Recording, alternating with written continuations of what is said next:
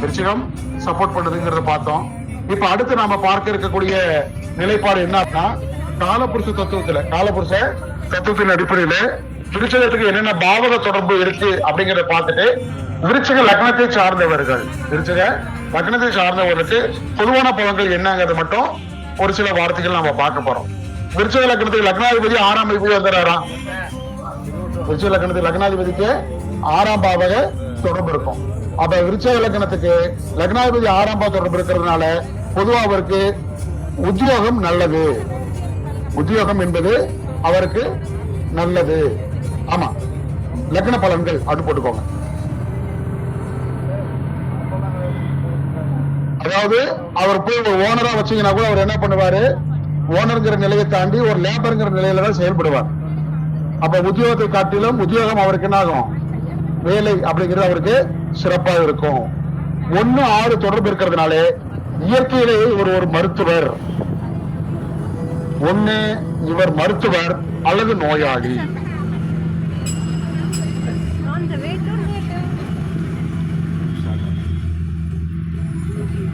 1-6 தொடர்பு இருந்தா ஒண்ணு அங்க வலிக்குது இங்க வலிக்குதுன்னு சொல்லிட்டு தெரியும், இல்லைன்னா அங்க வலிக்கிறது இங்க வலிக்கிறது வைத்தியம் பண்ணு. 2ல 1 பண்ணும். 2ஓட ரிலேட்டிவ் என்ன பண்ணாத, இழுத்துக்கிட்டே இருக்கும். ஆமா, ஒண்ணு மருந்து முழுங்கும் இல்ல மருந்து கொடுக்கும். ஏன்னா அது என்னது, 1-6 எதை பார்த்தாலும் அவங்களுடைய பார்வை ஒரு என்ன சொல்றது, ஒரு ஆப்போசிட் கோணத்துல இது சரியா வருமா, இது சரிப்பட்டு வருமா, இதை நம்பலாமா. 1-6 சோதிக்கிற தன்மை, இது சரியா வருமாங்கிற ஒரு பய உணர்வு, இதெல்லாம் கொஞ்சம் மனசுல ஒரு தயக்கம் இருக்கிறது, சந்தேகங்கள் இருக்கிறது இருந்துட்டே இருக்கும். சரியா? அப்புறம் பிறக்கும் பொழுதே அவருக்கு பிரச்சனை. இவங்க தலைவலி வருமாட்டம் இருக்குதுன்னு நினைச்சா தலைவலி வந்துடும், காய்ச்சல் வருமாட்டம் நினைச்சா காய்ச்சல் வந்துடும், எனக்கு விட்டு போச்சுன்னு நினைச்சா விட்டு போயிடும். இவங்களது எண்ணமே மாறும். எதுல பணம் 10 ரூபா வரும்னு நினைச்சா வராது, 10 ரூபா போகும் நினைச்சா போவாது. ஆனால் நோய் வரும் நினைச்சா வரும், எதிரிகள் வருவாங்க நினைச்சா வருவாங்க. ஏதாவது நோய், எதிரி, கடன் சம்பந்தமா இவங்க நினைக்கிறது நடக்கும். முடிஞ்ச அளவுக்கு இது சம்பந்தமா இவங்க பாசிட்டிவ் திங்கிங் வச்சுக்கணும். எனக்கு ஒன்றும் ஆகாது, தலைவலிச்சாலும் ஒன்றும் ஆகாது, காய்ச்சல் வந்தாலும் எனக்கு ஒன்றும் ஆகாது அப்படிங்கிற ஒரு தெளிவு இருக்கணும். அதனால இந்த விருச்சிக லக்னம்னாவே ஒரு தன்னம்பிக்கையோடு இருக்கிறது, என்ன வந்தாலும் பார்த்துக்கலாங்கிற ஒரு நிலையில் இருக்கிறது சிறப்பு. சரியா? பிறக்கும் பொழுது பொதுவாக விருச்சிக ராசி விருச்சிக லக்னத்தோட பிறக்கிறனாவே அவங்களுக்கு பாலரிஸ்ட் இருக்குன்னே சொல்லலாம். அடிக்கடி ஒரு 6 வயசு வரைக்கும் அவங்களுக்கு உடல் உபாதைகளால அவதைப்படுவார். எத்தனை வயசு வரைக்கும்? 6 வயசு வரைக்கும். பக்கத்துல ஒரு ஹாஸ்பிட்டல்ல மாசம் இவ்வளவு கொடுத்துட்றேன், நான் எப்போ வந்தாலும் வைத்தியம் பார்த்துக்கணும் அப்படின்னு டெண்டர் எடுத்து வச்சுக்கணும். நான் வரப்போல உனக்கு ஃபீஸ் 100 ரூபாய் கொடுத்துட்டு இருக்க முடியாது, ரெகுலரா வருவேன், எப்பனாலும் வருவேன், வந்தா எனக்கு ட்ரீட்மெண்ட் பார்த்து அப்படிங்கிற மாதிரி இருக்கணும். சரியா? 6 வயசு வரைக்கும் பாலரிச்ச மாதிரி பிரச்சனை இருந்துகிட்டே இருக்கும். அடிக்கடி உடம்பு தொந்தரவுகள் இருந்து கொண்டே இருக்கும். 2க்குமே. சரியா? சின்ன சின்ன விபத்து பாதிப்புகள் உண்டு. சின்ன சின்ன விபத்துகள் பாதிப்புகள் ஜென்ரலாவே. இங்க இருந்து அவங்க ஒரு 150 கிலோமீட்டர் 200 கிலோமீட்டருக்கு போயிட்டு வருவாங்க, அப்பெல்லாம் ஒன்றும் ஆகாது. பக்கத்து வீதிக்கு போவாங்க, சரிச்சுட்டு விழுந்துட்டு வருவாங்க. சரியா? அது மாதிரி ஒரு குறுகிய பயணத்துல ஒரு சின்ன சின்ன விபத்துகளை சந்திக்கிற மாதிரி வரும். ஒன்றும் பெருசா பயப்பட வேண்டியது இல்லை. இவங்க கொலை பண்ணா மாட்ட மாட்டாங்க, ஹெல்மெட் போடலன்னா மாட்டிக்குவாங்க. நான் சொல்ல புரியுதா? பெரிய தப்பு பண்ணா சிக்காது, சின்ன தப்புல சிக்கிக்கும். அதனால முடிஞ்ச அளவுக்கு இவங்களுக்கு மேல சின்ன சின்ன கேஸ், பெட்டி கேஸ் சொல்லுவாங்க இல்லையா, இதுல சீக்கிரம் வரும். அதனால எங்கேயாச்சும் போனா வந்தா கரெக்டா ஹெல்மெட் போட்டுக்கிறது, அதுல இன்சூரன்ஸ் வச்சுக்கிறது, லைசன்ஸ் வச்சுக்கிறது, இதெல்லாம் கொஞ்சம் வச்சுக்க சொல்லுங்க. பாஸ்போர்ட் இல்லாம கூட வெளிநாட்டு போகலாம், அது ஒன்றும் பிரச்சனை கிடையாது. ஆனா லைசன்ஸ் இல்லாம உள்ளூர்ல சுத்த முடியாது. சரியா? இந்த மாதிரி பிரச்சனையும் சந்திப்பாங்க. நல்லா இருக்குதானே? ஆமா, இது வரும், ஒன்றும் பண்ண முடியாது. 1-6 1 6. சரியா? நான் ஏன் பாஸ்போர்ட் இல்லாம வெளிநாடு போலாங்கிறது சொல்றேன்னா நான் கடைசி சொல்ல போறேன். அதுக்கு விளக்கம் காரணம் இல்லாம நான் சொல்லல. சரியா? பாத்துக்கலாம். அப்போ லக்னம் 6ஆம் இடத்தோட தொடர்பு இருந்ததுனால 6ஆம் இடம் இவங்க கூட சேர்ந்து என்ன பண்ணும்? டிராவல் பண்ணிக்கிட்டே இருக்கணும். 6ஆம் இடம் சார்ந்து இவங்க என்ன பண்ணும்? பாசிட்டிவ் தன்மையை உருவாக்கி வச்சுக்கிட்டே இருக்கணும். வச்சுக்கிட்டே இருந்தாங்கன்னா உங்களுக்கு நல்லது அப்படிங்கிற புரிஞ்சுட்டா போதும். சரியா? ஓகே. பொதுவா பாத்தீங்கன்னா சாப்பிட்ட உடனே பாத்ரூம் போறது, அல்சர் வர்றது, இதெல்லாம் உங்களுக்கு சீக்கிரம் வந்துடும். குறிப்பா 6 அப்படிங்கிறது வயிறு சுவாமி, அடிவயிறு, மோஷன், இதெல்லாம் 6. 1ங்கிறது ஜாதகர். 1 6 தொடர்பு இருக்கிறதுனால அடிவயிறு சம்பந்தப்பட்ட பிரச்சனை. 6ஆம் இடம்ங்கிறது வயிறார சாப்பிடக்கூடிய உணவு. அப்ப என்ன பண்ணும்? சாப்பிட்டோன்னே ஒரு மாதிரி வயிறு திக்கசமா இருக்கு அப்படிங்கிறது. அது அல்சர் வந்தா என்ன பண்ணுவாங்க? அடிக்கடி பாத்ரூம் போறது, இதெல்லாம் ஏற்படும். குழந்தைகளாக வந்து அடிக்கடி அவங்களுக்கு அந்த லூஸ் மோஷன் ஆகிறது டெஸ்ட் பண்ணி பாருங்க, சூப்பரா இருக்கும். சரியா? டக்குன்னு 10 கிலோ ஏறும், டக்குன்னு 10 கிலோ இறங்கும். உடம்பு இழைக்கிறது, தேர்றது, இதெல்லாம் இவங்களுக்கு இருக்கும். நிலையற்ற உடல்நிலை கொண்டவர். 1 6. சரியா? ஓகே சார், நீங்க இந்த 1 6ங்கிறத வச்சு நான் சொல்லிட்டு இருக்கேன். உங்களுக்கு புரியுது தானே? இன்னும் உங்களால என்னென்னலாம் இணைக்க முடியுமோ இணைச்சு போங்க. ஒன்றும் தப்பே கிடையாது. அதாவது மறைமுகமாக தன்னை எல்லாரும் மதிக்கணும்னு எதிர்பார்ப்பாங்க. நேரடியா மதிக்கணும் கோச்சுக்க மாட்டாங்க. ஆனா என்ன பண்ணுவாங்க? மனசுக்குள்ளேயே அது என்ன பாரு கேட்கல, என்ன சொல்லல, என்ன மதிக்கல அப்படிங்கிற ஒரு மன உளைச்சல், மனப்புழுக்கம் வச்சுக்கிட்டே இருப்பாங்க. இவங்களே ஓரளவுக்கு பாராட்டி தட்டி கொடுத்து கொண்டு போகணும். விருச்சிக லக்னத்தையும் தட்டி கொடுத்து பண்ணா நல்லா நம்மளுக்கு நல்லா உதவிகரமா உபயோகா இருப்பாங்க. ஓகே. அடுத்து பாத்தீங்கன்னா விருச்சிகத்திற்கு 2ஆம் பாவகம் 7ஆம் 5ஆம் பாவத்தோட தொடர்பு இருந்தா 2 5. 2ங்கிறது என்ன? வாக்குஸ்தானம், குரு 2ஆம் அதிபதி. 5ங்கிறது என்னது? குழந்தைகள், புத்திர ஸ்தானம். அப்ப 2 5 தொடர்பு, 2 5 தொடர்பு இருக்கு. 2 5 தொடர்பு இருக்கிறது அப்படிங்கிறது ரொம்ப சிறப்பு வாய்ந்த நிலை. ஏற்கனவே இவங்களுக்கு வாக்கு பலிதம் உண்டுன்னு சொன்னமா? வாக்கு பலிதம் மிக்க ஒரு நபர், வாக்கு பலிதம் உண்டு. அருள் வாக்கு, தெய்வ வாக்கு உள்ளவர். 2 5 இருக்கிறதுனால அருள் வாக்கு, தெய்வ வாக்கு கொண்டவர்.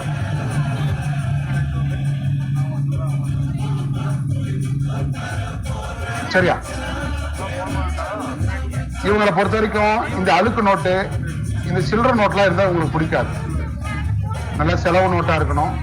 இல்லைன்னா அந்த மதிப்புல உயர்வான நோட்டா இருக்கணும். என்ன நோட்டு? அப்ப 2000 நோட்டு இருந்தது, இப்ப 2000 நோட்டு இல்லை, இப்ப 500 நோட்டு தான் பெரிய நோட்டு இல்லையா? 500 நோட்டா இருக்கணும். 100 நோட்டா 500 நோட்டு கொடுத்தா 500 நோட்டா ஒரு நோட்டு இல்லையா அப்படிம்பாங்க. கொடுக்குற நோட்டா 2 நோட்டு அழுக்கா இருந்ததுன்னா, அழுக்கா இருக்கு கொஞ்சம் நல்ல வேலை பாலிசா இருக்க நோட்டு இல்லையா? 2ங்கிறது குரு இல்லையா? நல்லா சுத்தபத்தமா நீட்டா பொருளாதாரத்தை கையாள பார்க்கணும். பொருளாதாரம் பெரும் பணம் பொருளும், பெரிய அளவுக்கு பொருளாதாரம் இருக்கு அப்படிங்கிறது சொல்லணும். அதான் பணம் தேடி வரும் சார், பணம் தேடி வரும். பொருளாதாரத்துக்கு பஞ்சம் கிடையாது, பொருளாதாரத்துக்கு பஞ்சம் இல்லை. புத்திரர்களால் வருமானம் உண்டு, புத்திரர்களால் வருமானம் உண்டு. ஜோதிடத்தால் வருமானம் உண்டு, ஆன்மீகத்தால் வருமானம் உண்டு, ஆசிரியர் துறையால் வருமானம் உண்டு. இப்படி சொல்லிட்டே போலாம். வாய்ப்பு வச்சுல வரக்கூடிய வருமானங்கள் உண்டு.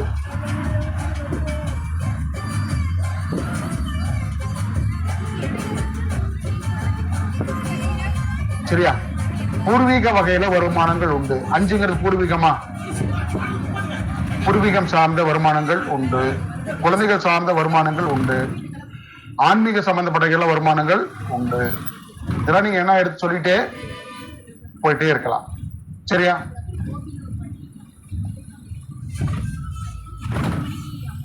அதுக்கு அடுத்து 5ங்கிறது காதலா? காதல் மூலமாக வருமானம் உண்டு.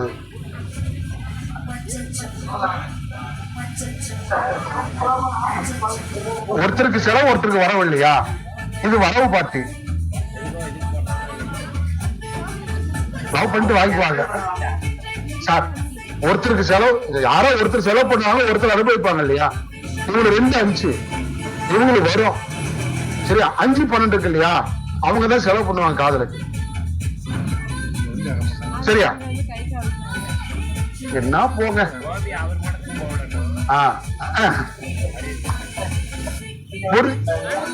பூர்வீக சொத்தால வருமானம் உண்டு. சொல்லிட்டேனே. சரி, ஓகே, சரி. அதனால சார் 5 மூலமா வருமானங்கள் எல்லாமே உண்டு. 5ல என்னென்ன இருக்கு? தாத்தா இருக்கிறாங்க, குழந்தைங்க இருக்கு, ஆன்மீகம் இருக்கு, கவிதை இருக்கு, கட்டுரை இருக்கா, என்னென்ன இருக்கோ, மந்திரங்கள் இருக்கு, ஆசிரியர் பணி இருக்கு, குலதெய்வம் இருக்கு, ஆராய்ச்சி இருக்கு, என்னென்ன இருக்கோ அது மூலமா வருமானம் உண்டு. அவ்வளவுதான். அதுல என்ன வேணா எடுத்துக்கலாம். சரியா? ஓகே. அதனால சிறப்பு 2 5 இருக்கிறது சிறப்பு. அதுல ஒன்றும் பிரச்சனையே. அதுக்கு அடுத்தது என்னது? 3 குடையவரா 4 குடையவரா? 3ஆம் அதிபதியே 4ஆம் அதிபதியா? இங்கதான் கொஞ்சம் சிக்கல் இருக்கு. 3 4. தாய் கண்டம் தப்பித்தவராக இருப்பார். யார்? அம்மா. ஆமா, 3 4 குடையவரா சனி இருக்கிறதுனால தாய்க்கு அற்பாயில் கண்ட பாதிப்புகள் உண்டு. அல்லது தாய்க்கு ஊன பாதிப்புகள் வரலாம். யாருக்கு? அம்மாவுக்கு.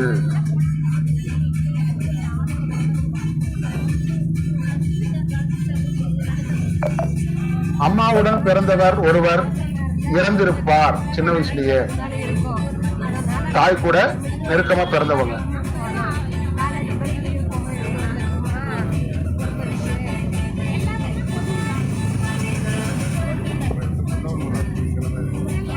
சரியா?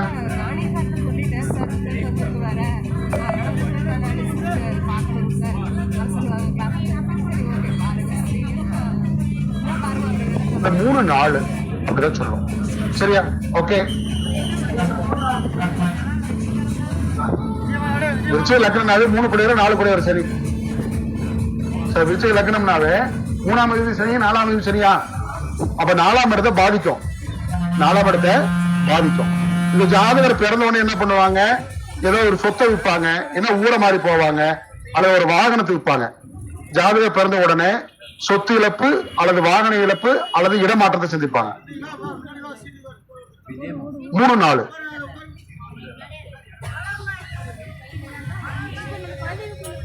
சரியா? ஏதோ ஒண்ணு என்ன பண்ணும், அங்க ஒரு மாற்றத்தை, ஒரு இதை கொடுத்துரும். இந்த குழந்தை பிறந்தவன என்ன பண்ணுவாங்க? இருக்கிற வீட்டை இடிச்சுட்டு கட்டுறது, அழிச்சு உருவாக்குறது கொடுத்துரும்.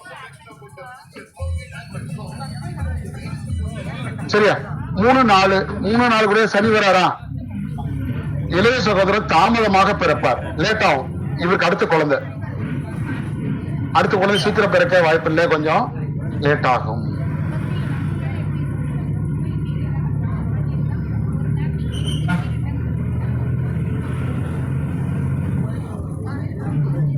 சளி சைனஸ் தொந்தரவு உண்டு. ஏன் சளி சைனஸ் தொந்தரவு சொல்றோம்? 4 நீரா? 4ஆம் இடம் நீர் ராசி. அதாவது நீர் ராசியில நீர் தன்மை 4ஆம் இடங்கிறது. 3ங்கிறது ENT, காது மூக்கு தொண்டை. அப்ப காது மூக்கு தொண்டைன்னு சொல்ற 3ஆம் இடத்துக்கு 4ஆம் இடம்ங்கிறது நீர் தன்மை தொடர்புறதுனால அடிக்கடி சளி பிடிக்கிறது, சைனஸ் தொந்தரவுகள் எல்லாம் வரும். சரியா?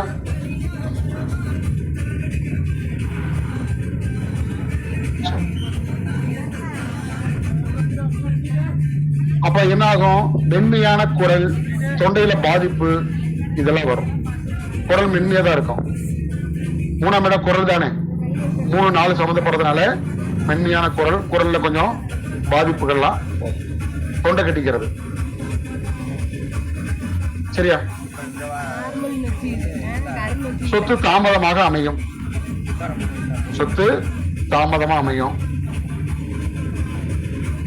முடிஞ்ச அளவுக்கு இவங்க போகியத்துக்கு போயிட்டு சொத்து வாங்குறது சிறப்பு. எப்படி? போகியத்துக்கு போயிட்டு சொத்து வாங்குறது சிறப்பு. நேரடியா போய் சொத்தை வாங்குறது சிரமம். இப்போதைக்கு ஒரு 50,000 1 லட்சம் கொடுத்து அந்த வீட்டு மேல குடியிருந்துட்டு அப்படியே 1 லட்சம் 1 லட்சமா கொடுத்துட்டு அப்புறம் கரைமணி கூட போன சொல்லி வாங்கிட்டா ஆமா ஆமா. அதனால நீங்க ஏதாவது போக்கியத்துக்கு வீடு விடுறீங்கன்னா வரங்க விருச்சிக லக்கணமா பார்த்துட்டு விட்டுக்கோங்க. நீங்க விருச்சிக லக்கணமா இருக்கீங்கன்னா போக்கியத்துக்கு போங்க. நான் எக்க சொல்லிட்டேன், லக்னம் 70%, ராசி 30% சொல்லிட்டேன். சரியா? ஓகே. வீடு அமைய தாமரை இப்படி எல்லாம் பண்ணா சிறப்பு. சரியா? ஓகே. எந்த முயற்சிகள் பண்ணாலும் அந்த முயற்சி உடனே பலிதமாகாது, லேட்டா தான் நடக்கும். எடுக்கிற முயற்சிகள் சற்று தாமதமாகவே நடைபெறும்.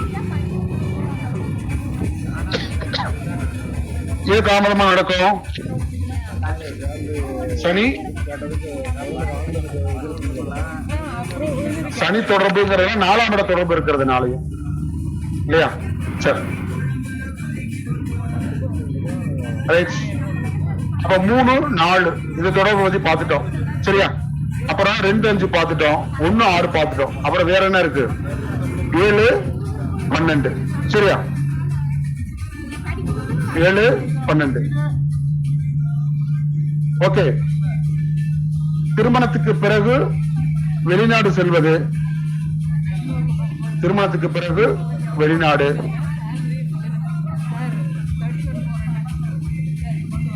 கூட்டாளியால் விரயம், கூட்டு சேரக்கூடாது,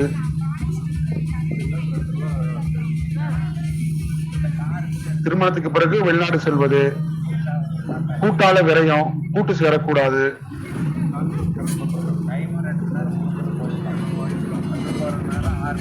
மனைவியோடு பிறந்தவர் பாதிக்கப்பட்டு இருப்பார், மனைவியோடு பிறந்தவர் பாதிக்கப்பட்டு இருப்பார், அல்லது மனைவிக்கு ஒரு பாதிப்பு இருக்கலாம்.